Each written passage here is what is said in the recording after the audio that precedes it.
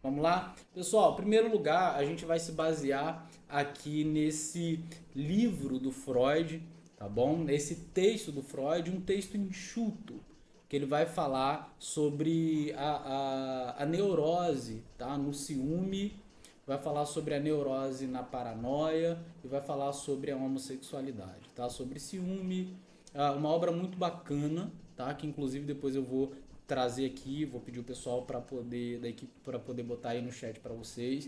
É uma obra muito importante, um texto dele de 1922, onde é um texto muito sintético, tá? Muito enxuto, são pouquíssimas páginas, mas é um texto poderoso que vai falar sobre um dos aspectos estruturais do ser humano, da personalidade do ser humano, né? E quando eu falo sobre isso, eu falo sobre o aspecto total da psique. E a gente está falando de nada mais, nada menos do ciúme, tá? E a gente vai ver a estrutura do ciúme, né? Aquilo que a gente chama a paixão do ciúme. A gente vai ver os desdobramentos dele, segundo a psicanálise, segundo aquilo que o próprio propõe nessa análise neurótica do ciúme, ok? É um texto poderoso, inclusive a gente está trazendo aqui, vocês podem ver, é um texto de 1922, vocês podem ver aqui embaixo que é o volume 15 da Companhia das Letras, tá bom? Você pode procurar lá, se você colocar lá texto de Freud 1922, Companhia das Letras, já vai aparecer para você, beleza? Depois, se bem que eu acho que eu consigo trazer aqui no Kindle para vocês, espera lá. Deixa eu ver se eu consigo abrir a capa para vocês. Espera. Acho que já é legal, eu já apresento para vocês, o pessoal da equipe também bota o nome aí para vocês e fica redondinho, tá? Fica bem legal.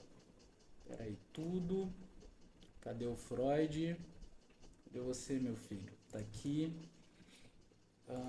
Capa aqui. É porque eu abro Kindle no computador também, tá? Então acho que já tá aparecendo para vocês, tá bom? Espero que sim, tá? Aqui nesse texto, ó, Psicologia das Massas e Análise do Eu e outros textos, tá? Quais são esses outros textos? Na esquerda aqui você vai ver, tá? Tem vários textos, tá? É um texto dele de 1922, é esse aqui, ó. Sobre alguns mecanismos neuróticos no ciúme, na paranoia e na homossexualidade, bom? Como eu falei anteriormente, texto de 1922. Show de bola? Show de bola? Não é essa obra que a gente vai sortear, é uma obra que a gente vai citar aqui mais pra frente. Vamos nós? Vamos nós? É isso aí. Deixa eu só abrir aqui o chat de vocês, porque eu quero acompanhar vocês de alguma maneira. Deixa eu ver aqui. Acho que aqui eu consigo. Só um instante, por gentileza. Ok, ok. Aí, tamo no chat, tamo no chat. Yasmin, boa noite. Rosaida, boa noite. Tirene, boa noite, sejam todos muito bem-vindos. Vamos lá? Pessoal, então começando aqui, tá? A falar sobre o ciúme, sobre esse aspecto estruturante na nossa personalidade. Freud vai propor três direções do ciúme, tá? Para além do ciúme normal. E o que seria o ciúme normal, tá?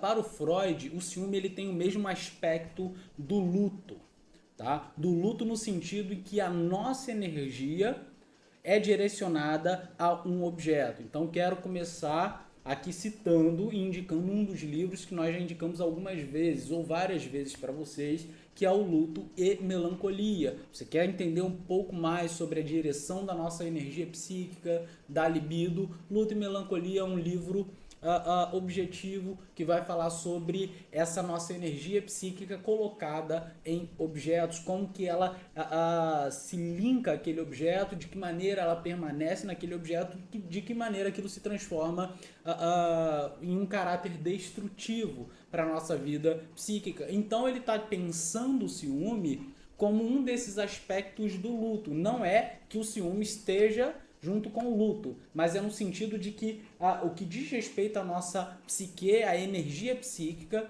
aquele desejo, aquela vontade, aquele amor pelo objeto, isso tem muito que ver com a ideia do luto também.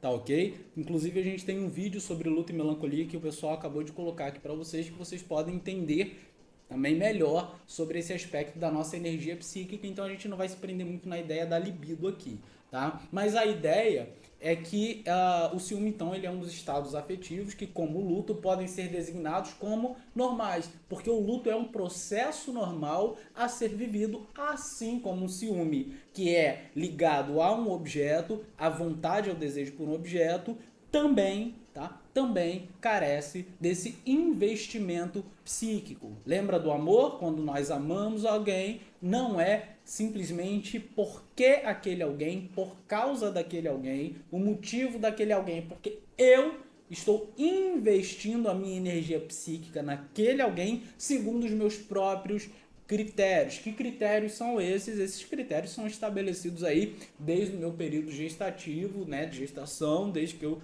era um bebê ali no útero da minha mãe até os dias atuais, aquilo que a gente chama também de determinismo psíquico na psicanálise, beleza? Então ele diz, ó, quando parece estar ausente no caráter e na conduta de alguém, o ciúme, justifica-se concluir que sofreu uma forte repressão. Repressão aqui lê-se recalque, ok?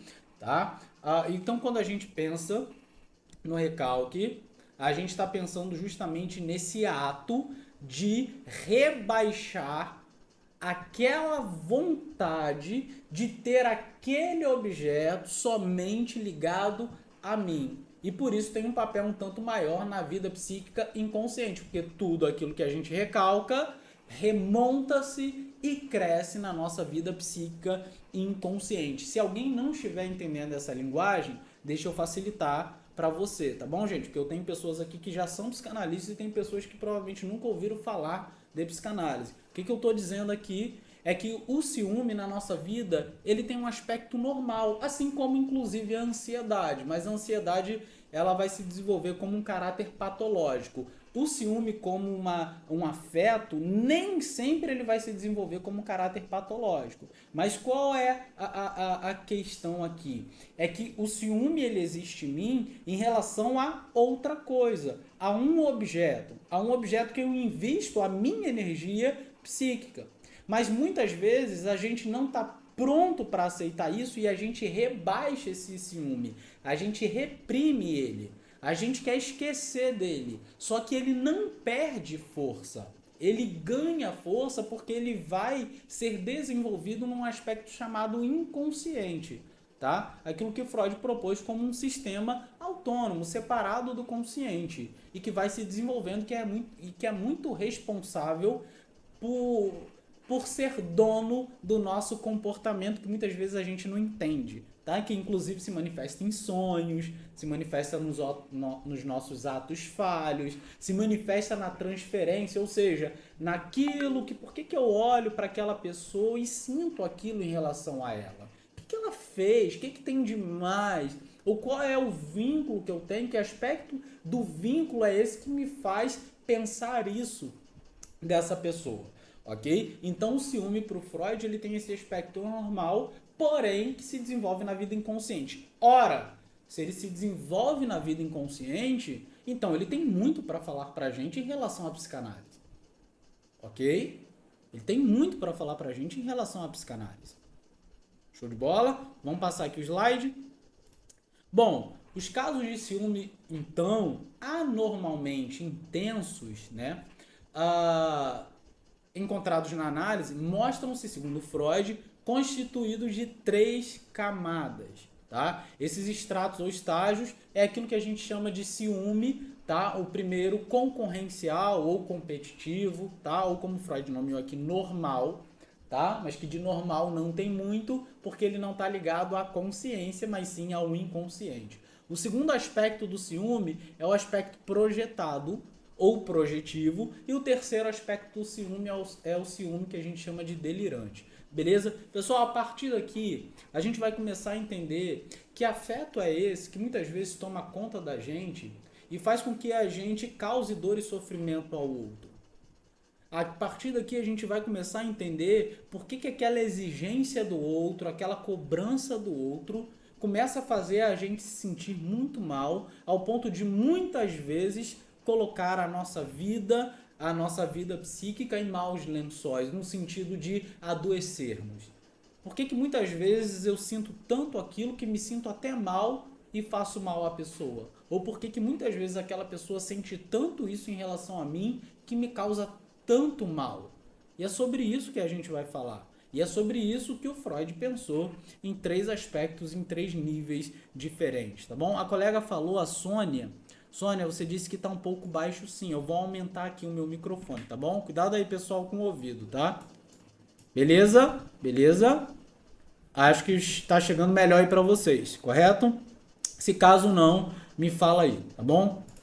Ok? Então, a partir daqui, a gente vai ter uma mera, ou seja, uma compreensão melhor sobre esse aspecto, né, que se desenvolve em nós, né, que aparece em nós como um caráter normal, mas muitas vezes ele se desdobra, ele evolui e vai colocando as nossas relações numa espécie de enrascada, né? Um afeto que nos domina, que muitas vezes se torna incontrolável, que nós negamos, que nós negociamos e procuramos artifícios, respostas para poder dizer que não é, para poder fazer com que o outro, beleza? Para poder fazer com que o outro não perceba isso em nós. Que negócio é esse, tá? Que ciúme é esse? Tá? O ciúme ele tem um caráter incômodo no sentido de que ele faz com que a gente se sinta mal por tê-lo. Então não é só o fato de que eu faço o outro sofrer por conta das minhas expectativas, o meu desejo pelo objeto, mas também me faço sofrer porque também eu nego o ciúme que eu sinto. E procuro muitas vezes maneiras e artifícios de ludibriar quem diz pra mim que eu tenho ciúme ou que eu sou uma pessoa ciumenta. Ok? Você se identifica com esse aspecto, no fato de que não, eu não sou ciumento. Eu só cuido do que é meu. E que se desdobra muitas vezes num aspecto machista.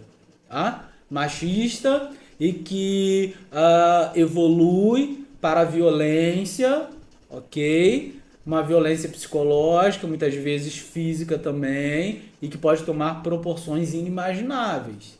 Inimagináveis. Ok? Ok. Bom, Emanuel disse aqui, ó. Estou com um problema com a internet da minha cidade. Caso eu não consiga continuar, assistirei depois. Tudo bem, Emanuel.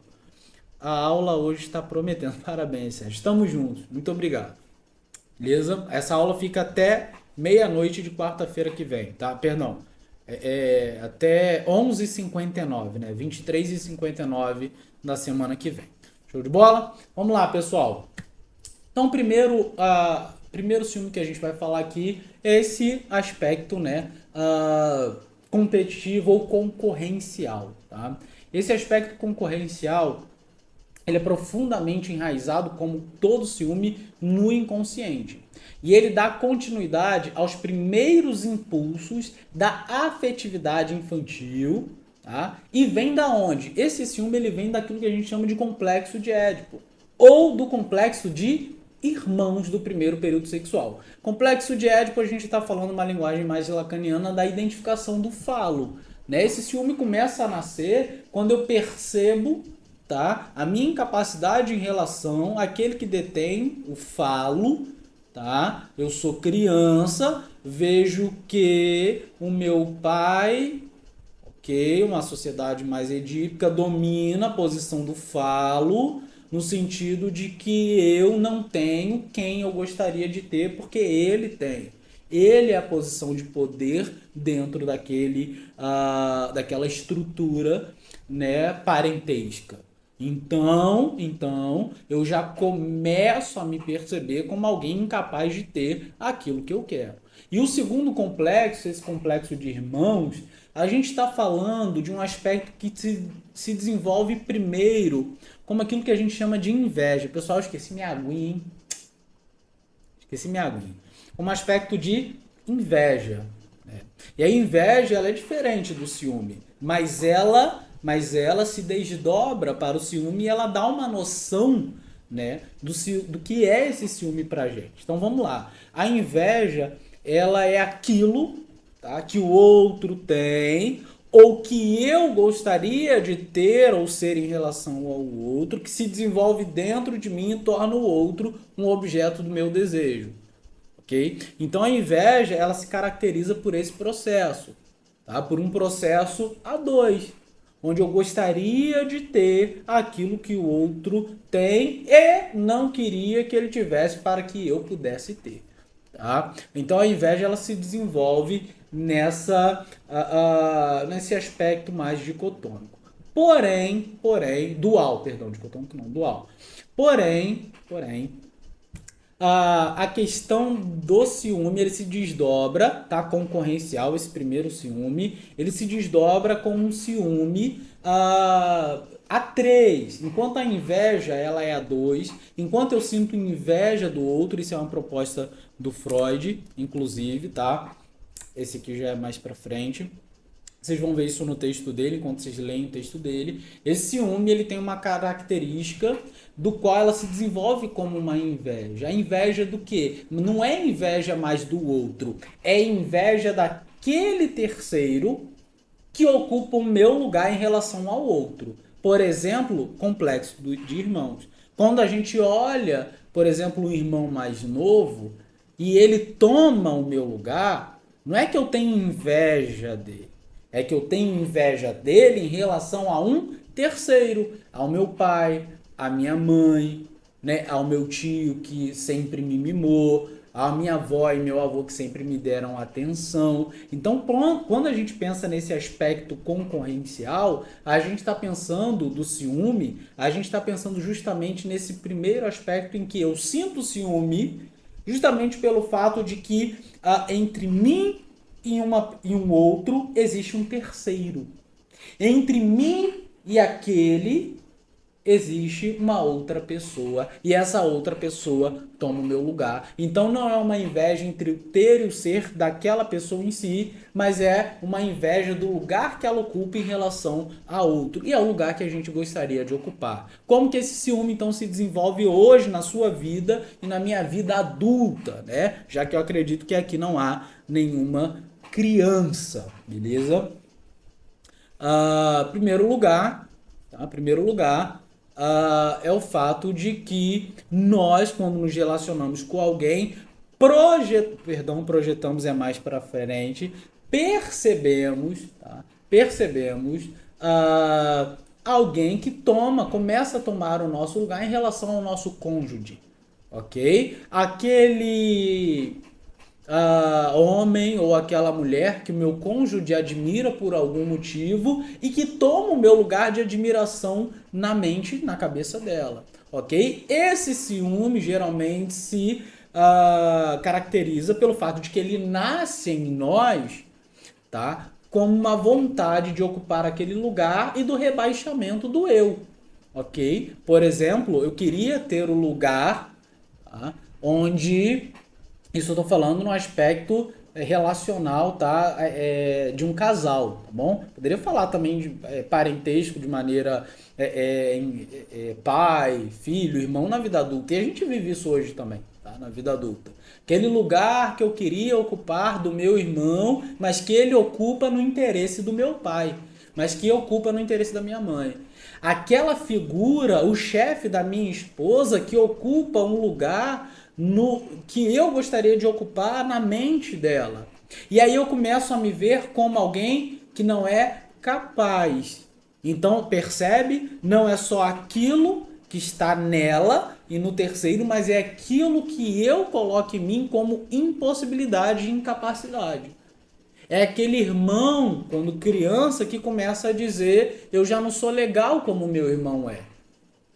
Todo mundo me dava atenção e eu já não tenho mais essa atenção. Será que eu me tornei chato? Será que eu me tornei alguém que não é capaz de satisfazer o desejo do papai e da mamãe, do vovô e da vovó? Ora, será que eu não sou então mais alguém fisicamente ou intelectualmente capaz de ocupar o lugar de interesse da minha esposa ou do meu marido? E é por isso que eu acho que ele tem interesse num terceiro, ok? Tamo bem até aqui, pessoal? Tamo bem até aqui? Se essa live tá mexendo com você, é mais um motivo para você ficar, hein? Não para você sair. Ok? Isso é bom. Isso é bom. É bom você lidar com você mesmo. Mas também é bom entender o outro. É bom entender o outro. Beleza? Muita gente que se identifica, dói e fala: ah, que saco, vou sair. Não, não. É porque faz parte do processo. Show de bola? Beleza? Estamos caminhando bem até aí. Me dá um ok aí se vocês estão entendendo. Tá? Se quiserem compartilhar, dizer alguma coisa, podem ficar à vontade aí. Show de bola? Cadê nós? Cadê nós? Deixa eu ver vocês aqui. Exatamente. Qual é a desordem? Qual é a sua responsabilidade na desordem que você se queixa? É verdade. É isso aí, Michele. Beleza, pessoal, que bom, que bom. Então a gente entendeu o ciúme concorrencial, né? Que ele nasce como uma espécie de desdobramento da inveja, né? Que tem esses primeiros impulsos afetivos na infância, começa lá como a percepção de que alguém, a identificação do falo, lugar do meu pai, daquilo que eu não posso ter, mas também aquele irmão que nasce e eu começo a falar, opa, existe alguém que está ocupando o lugar de interesse entre eu e o outro, ok? Então o ciúme ele tem esse aspecto A3, por isso o ciúme concorrencial, ok? É um exemplo legal. Show de bola? Então vamos aqui para o segundo. O segundo, você já sofreu por ciúme? Responde a enquete aí, gente. Já sofreu? Pode ser que você não tenha sofrido. Eu acho muito difícil na vida adulta não ter sofrido. E aqui a pergunta que o pessoal colocou é o seguinte: não é só se você já sofreu por sentir ciúme de alguém. Às vezes você já sofreu, tá? Porque alguém sentia ciúme de você. Tá? Esse aspecto violento, tá? Contra nós mesmos e contra o outro, tá? Tem um aspecto, tá? De via de mão dupla, tá bom? Show de bola? Vamos nós. Segundo ciúme, aspecto, tá? A segunda camada do ciúme é uma camada que a gente chama de projetiva, tá? Projetiva porque ela deriva tanto no homem quanto na mulher e ela pode proceder da infidelidade, tá realmente praticada, ou de impulsos à infidelidade, perdão, que cederam à repressão. Beleza? O ciúme projetivo, ele tem essa característica de colocar no outro, a característica principal do ciúme projetivo é a característica de colocar no outro aquilo que eu gostaria de fazer, aquilo que eu gostaria de viver. Então eu não consigo lidar com esse ciúme que eu reprimo. Ele lembra, recalque, conteúdo recalcado ganha força e se manifesta em mim. Então ele se manifesta de maneira projetiva. Eu começo a projetar no outro, tá? Aquilo que eu gostaria de fazer. Ou seja, eu começo a olhar para a esposa ou eu começo a olhar para o marido e falar, tá me traindo. Tá fazendo alguma coisa. Mas não é que eu tenha certeza, é que eu começo a trabalhar na desconfiança. É que agora a minha relação, ela começa a ser uma relação de que, para que a gente dê certo, você precisa diariamente, com atitudes, me provar, tá? De que Freud trabalha de maneira muito sintética, isso enxugada no texto, vocês vão entender. Ele começa, você precisa diariamente me provar de que é o meu pensamento, de que você é infiel a mim, é irreal. E todos os dias você precisa, e provavelmente de maneira exaustiva e dolorosa, me mostrar que você me ama. E para isso eu te cobro pensando que você está fazendo alguma coisa. Então eu projeto em você, não é aquilo que você está fazendo de fato, mas é a minha desconfiança daquilo que você está fazendo. Percebe? Ciúme projetivo é aquilo que eu gostaria tanto de fazer e acabo, então, por colocar no outro aquilo que eu faria, mas que eu não tenho coragem. Então eu boto no outro para que ele seja então responsável por me provar todos os dias, de maneira muito exaustiva, tá? De que ele me ama e apenas a mim ama. Beleza? Então eu projeto no outro. Então Freud dá uma breve passada no sentido do homem, em que então ele cobra com essa vontade, e a mulher ela seria aquela então de que começa a manobrar para poder trazer a ideia de que não, meu amor, eu amo você, não, meu amor, deixa eu te mostrar com A mais B, não, meu amor, olha tudo que eu faço por você, não, meu amor, olha o que eu deixei preparado pra gente, não, meu amor. E isso vai se tornando cada vez mais exaustivo e mais violento, ok?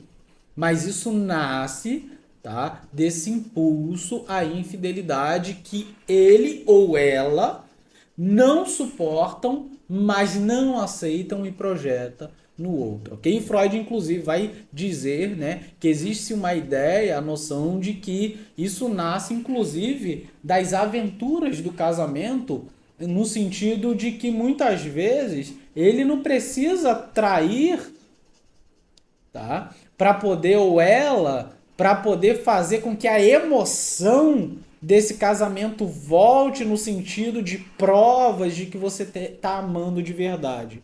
Muitas vezes isso nasce justamente do fato apenas de você se distanciar um pouco dessa relação. Procurar na vida social quem te queira e quem massageie o seu ego. Então eu fazendo isso causa um sentimento naquela pessoa, e aquela pessoa então tá falando assim: "Não, não faz isso. Eu tô aqui, eu amo você, você não precisa fazer, eu tô aqui". É verdade, tá? E muitas vezes se torna desculpa para fazer. Então o ciúme projetivo ele também se caracteriza pelo fato de que eu fico imputando no outro, projetando no outro aquilo que eu gostaria de fazer, então fico colocando em dúvida a fidelidade dela, fico colocando nela a ideia de que não, você tá fazendo, olha, olha. Então você sempre vai dando ali aquele tipo de tipo uma certa notificação para ela ficar atenta, ok? Mas eu fico achando que você faz, e então eu crio uma desculpa para eu começar a fazer, tá? Então muitas vezes você pensa de repente isso como um mau caratismo, e não necessariamente, tá? Muitas vezes esse aspecto que se desenvolve é o aspecto patológico, que vai se desenvolvendo como um déficit, né, da nossa estrutura, neurótico, ok? E que vai ganhando, como eu disse, proporção. Ok, pessoal? Viu a diferença? A característica do ciúme concorrencial para o ciúme projetivo, ok? Que podem acontecer de maneira unificada, ou seja, os dois acontecem numa pessoa, só um desses acontece numa pessoa, mas que acontece, e isso um tá ligado àquilo que se coloca entre eu e o outro, e esse segundo projetivo tá ligado àquilo que eu gostaria de fazer, mas coloco no outro como culpa para que ele me prove a sua fidelidade. E não satisfeito, desconfiante dessa fidelidade, eu começo então a praticar, não necessariamente o ato da traição, mas alguns contatos, algum tipo de uma vida social mais aberta para causar então o ciúme no outro que eu sinto dela. Ok? Ok? Beleza? Tamo bem até aí? Show? Bom, de fato, Sérgio, é muito mais comum, Eugênio diz, esse ciúme concorrencial entre irmãos, em especial, e muito bem observado, que relaciona a uma ou mais terceira pessoa. Exatamente. Sérgio, necessariamente eu não preciso ser infiel. Isso. Basta que projete no outro essa suposta... Isso. Para que eu escute do outro provas que me trazem um certo... Exatamente. Corretíssimo. Não é necessariamente a traição em si. Eu não, no ciúme projetivo, eu projeto no outro a partir de uma desconfiança. Não há uma noção exata de que a traição está acontecendo, mas há uma ideia Tá? Uma ideia de que você está fazendo. E com isso você tem que me provar diariamente de que não é o caso. Só que desconfiado ainda, porque isso não tem a ver com você, tem a ver comigo, eu começo a expandir a minha vida social no sentido de que eu preciso, então, já que você faz e eu tenho plena desconfiança, não é plena certeza, é plena desconfiança, então eu começo a fazer também.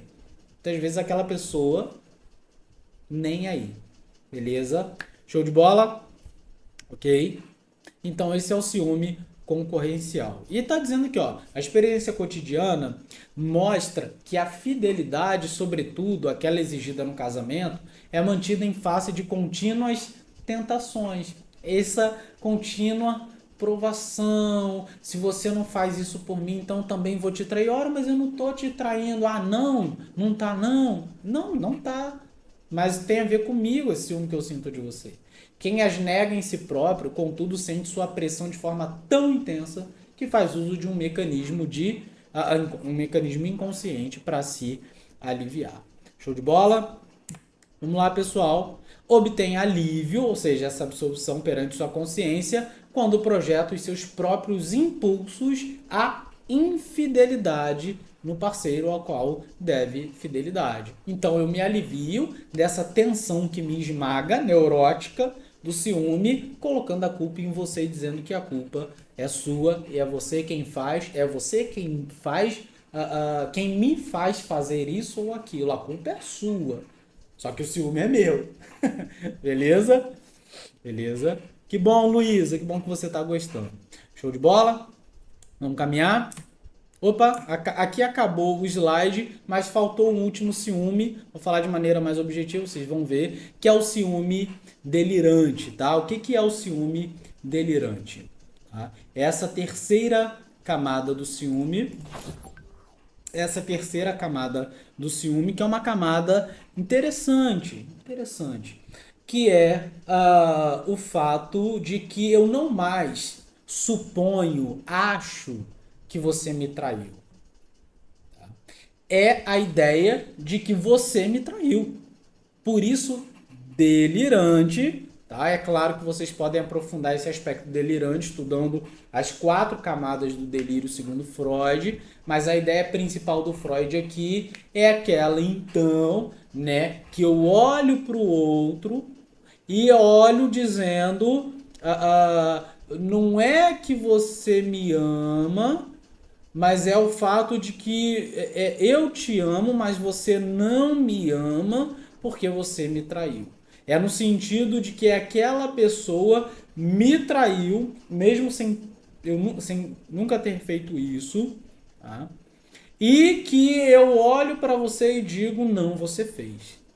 E esse delirante, geralmente, ele é construído a partir da ideia, tá, de uma construção de que eu começo a experimentar as suas fantasias, tá, do passado, da sua história com outros relacionamentos, e começo a ouvir você me contar sobre as coisas que você já viveu, já passou, e aí eu começo então, tá, a acreditar nas histórias que você me conta, sentir prazer na história que você me conta e começo a então dizer que a partir dessas histórias, não, você fez isso sim.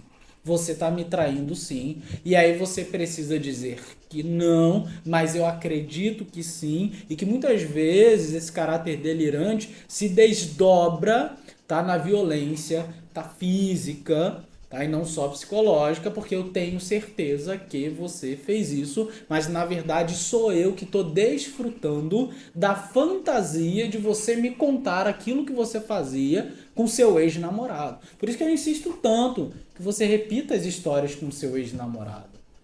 Por isso que toda vez que volta na briga, eu cito a situação que você me contou com seu ex-namorado. E muitas vezes eu gozo da fantasia que eu construo a partir da sua fantasia com seu ex-namorado. Ora, o que o Freud está propondo é que muitas vezes esse aspecto delirante ele tem um caráter homoafetivo. Tá? Segundo Freud, homossexual. Ok? no sentido de que essa minha repulsa em relação àquilo que você fez na minha cabeça, a sua traição, na verdade é o fato de que eu não aceito a fantasia de que aquilo que você me contou com seu ex-namorado era o que eu gostaria de ter vivido. Mas não no papel dele, mas no papel seu. Muitas vezes aquilo que é reprimido na infância após ter sido molestado, por ter passado por um abuso e que vai se manifestar então em mim, me provando que eu sou macho demais. Então, para isso, eu malho muito, tomo muito suplemento, tenho que falar grosso, tenho que ser o macho alfa, dominante da família, dominante dos amigos, abre espaço para eu passar para o meu ombro não te derrubar, e onde eu vou manifestando essa característica violenta, masculina da força, porque eu não consigo lidar com o fato de que em mim há um aspecto homoafetivo construído ou circunstancialmente construído na infância, que me faz desejar o papel da mulher que você vive em relação ao outro. Logo eu desenvolvo em mim uma certeza de que há uma traição ou de que você me traiu. Ok? Ok? Olha, o desdobramento do ciúme. É interessante que vocês procurem esses aspectos delirantes do qual Freud propõe. Inclusive, nesse texto, vocês vão ver, que ele vai falar sobre isso, mas vocês vão ver que ele vai dando meio que um caminho para falar da homossexualidade. E quando ele fala da paranoia, ele continua falando do ciúme, mas não de um ciúme em relação ali à análise terapêutica propriamente dita, mas só a capacidade de compreender a paranoia e o ciúme. Olha que construção interessante. Inclusive, o ciúme concorrencial e projetivo, eles têm uma característica interessante em relação ao ato, a passagem ao ato, no sentido de que na análise eu não mexo com o material do ciumento. O ciumento vai dizer para mim, projetivo, concorrencial, de que aquilo que ele está falando é verdade. Que não, ela fez isso, ela fez aquilo. Não cabe a mim dizer para ele que aquilo que ele acha que a esposa faz ou anda fazendo é mentira, é dele. Cabe a mim mostrar uma outra perspectiva, uma outra possibilidade dele ver esse material que ele vê. Eu não digo que aquele material não existe na análise. Eu digo que a gente pode começar a olhar por outros ângulos. Quais são esses ângulos que a gente pode começar a olhar? Então a gente começa a desenvolver, diferente do caráter delirante. No caráter ciumento, delirante, afetivo, a gente não consegue virar e dizer, qual é o lado. Não, traiu. Na cabeça dele, traiu. E aí a gente precisa fazer um trabalho, de análise longa, no sentido de que, não é só a circunstância do relacionamento a dois. Eu preciso tratar aquilo que ele passou na infância, o que leva a essa masculinidade exacerbada, que tem muitas vezes um caráter homoafetivo, que ele não consegue lidar e que ele reprime. E que se manifesta muitas vezes num aspecto violento, agredindo a própria esposa, dizendo que ela fez, mas que na verdade ele queria ocupar o lugar dela. E que muitas vezes essa raiva é porque ele não faz parte, não ocupa o lugar dela. Esse lugar de vulnerabilidade, que o ciúme, em todas as suas 3 camadas, todos os seus 3 estratos, se manifestam em nós. Esse se manifesta em nós, a vulnerabilidade. Por isso ter ciúme também é muito ruim, porque nos torna vulneráveis. E aí, um toque que eu vou ler o que vocês postaram aqui, vou falar sobre a obra, uma obra que Freud se valeu exaustivamente em analisá-la e em trazer em aspectos sintéticos a ideia, que vocês vão poder ver na introdução do livro, que eu vou indicar, mas que é muito interessante para a gente no sentido de que mostra pra gente como que esse aspecto vulnerável muitas vezes leva a gente a cometer atos inimagináveis. Que muitas vezes esse aspecto neurótico, afetivo, do ciúme, pode tomar proporções que a gente não tem ideia, caso a gente não trate. Sérgio, pode-se então haver uma tranquilidade em relação ao ciúme, a gente pode chegar a um ponto em que a gente lida com o ciúme de maneira rebaixada? Pode. E aqui eu vou utilizar uma fala do Dunker, do Christian Dunker, que inclusive tem um vídeo muito sintético, ele fala tudo que eu falei aqui em 20 minutos, mas que ele vai falar sobre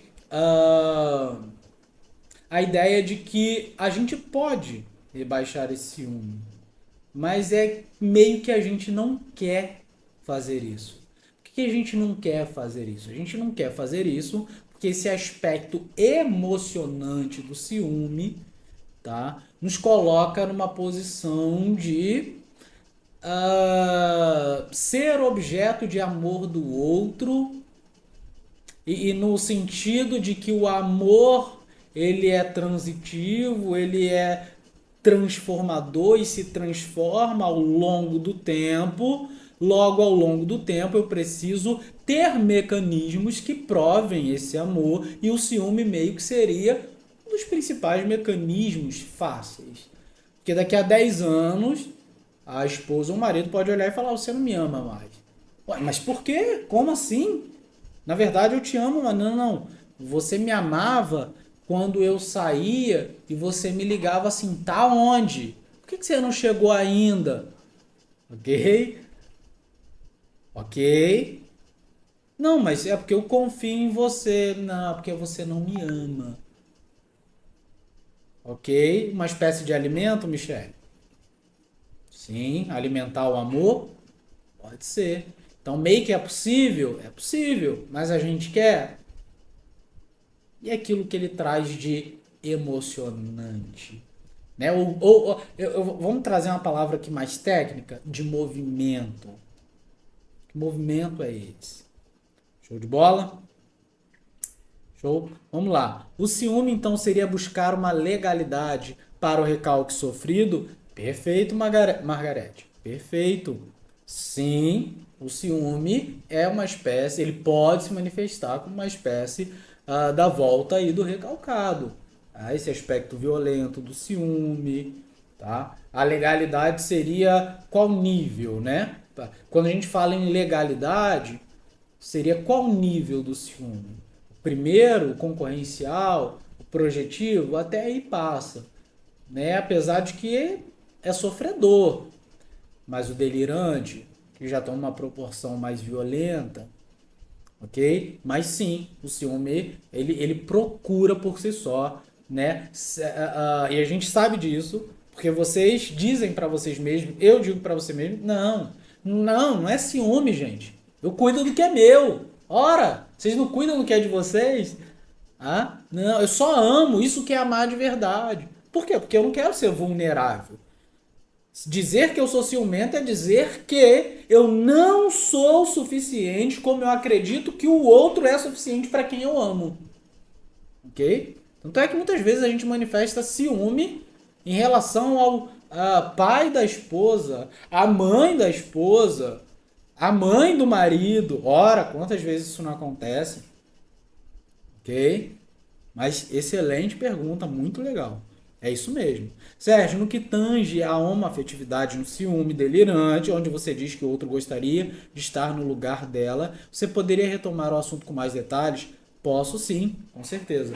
No aspecto delirante, esse desdobramento ele é um pouco mais sério, porque aquele material apresentado pela esposa como aquilo que ela já passou, aquilo que ela viveu, muitas vezes cobrado pelo marido, ou vice-versa, é porque acontece no sentido de que, para Freud, de que o marido gostaria de estar no lugar da esposa e não no lugar do cara que tinha relação sexual com a esposa dele de maneira genial. Por isso que ele cobra ouvir as histórias, joga as histórias na face dela. Mas não é porque ele sente raiva dela ter vivido isso com ele.